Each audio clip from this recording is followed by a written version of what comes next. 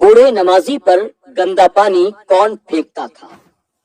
वो बूढ़ा नमाजी जब भी नमाज पढ़ता था तो उसका हमसाया गैर मुस्लिम नमाज के दौरान उसके ऊपर गंदा पानी फेंकता था और फिर बहुत खुश होता था।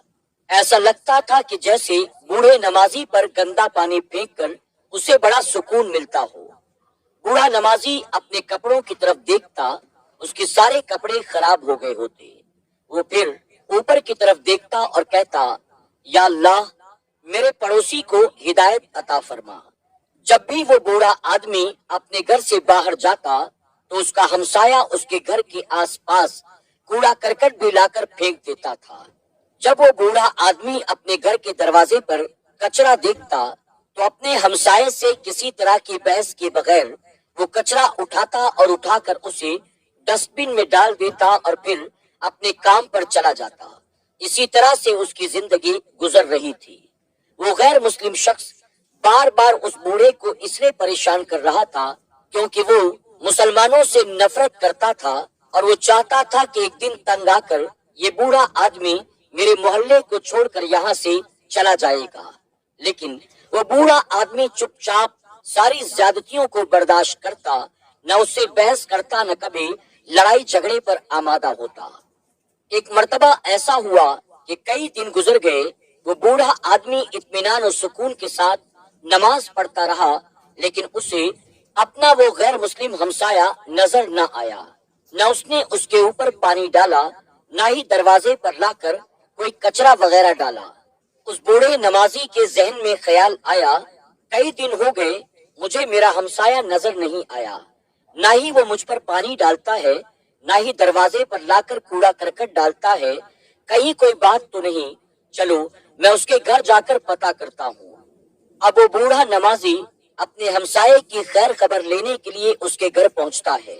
उसके घर जाने के बाद उसे पता चला कि मेरा ये पड़ोसी कई दिनों से बिस्तर पर बीमार पड़ा है और उसके घर में न उसकी अयादत करने वाला कोई मौजूद है, न उसकी खिदमत करने वाला कोई मौजूद है।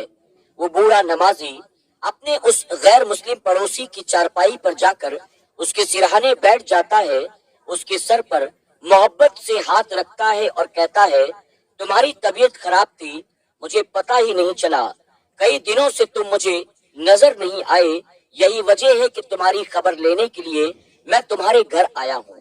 बताओ, तुमने कोई दवाई वगैरह ली कि नहीं ली, तुमने खाना खाया कि नहीं खाया। उस बूढ़े नमाजी की जबान से ये बातें सुनने के बाद उस गैर मुस्लिम नौजवान को बड़ी शर्मिंदगी हुई। वो बूढ़े नमाजी से कहने लगा, बाबा, मैं आपको बहुत परेशान करता था, आप जब भी नमाज के लिए खड़े होते मैं आपके ऊपर जानबूझकर गंदा पानी डाल देता था। अपने घर का सारा कूड़ा करकट जमा करके मैं आपके दरवाजे पर फेंक देता था। मैं आपको बार बार इसलिए परेशान कर रहा था ताकि आप हमारे मोहल्ले को छोड़कर यहाँ से चली जाएं। मैंने आपके साथ जो कुछ भी किया, मुझे अपने किए की सजा मिल गई। मेरी तबीयत बहुत खराब है, मेरे सर का दर्द दूर होने का नाम नहीं लेता। मैंने बहुत दवा की लेकिन मेरा सर ऐसा लगता है जैसे फट जाएगा। दवा खाकर भी मुझे आराम नहीं मिल रहा है। उस नौजवान की ये सारी शर्मिंदगी भरी बातें सुनकर, उसकी तकलीफ को देखकर उस बूढ़े नमाजी को उस पर तरस आ गया। उसने उस नौजवान के सर पर अपना हाथ रखा, आयतल कुर्सी पढ़कर उसके सर पर दम किया, यानी फूंक मारी। जैसे ही उस बूढ़े नमाजी ने उस नौजवान के सर पर आयतल कुर्सी पढ़कर दम किया, उसके सर का दर्द फौरन जाता रहा। वो नौजवान हैरत से पूछता है, बाबा, मैं इतनी दवाइयां खा चुका लेकिन इसके बावजूद मेरे सर का दर्द कम ही नहीं हो रहा था और आपने 1 मिनट में इसे गायब कर दिया।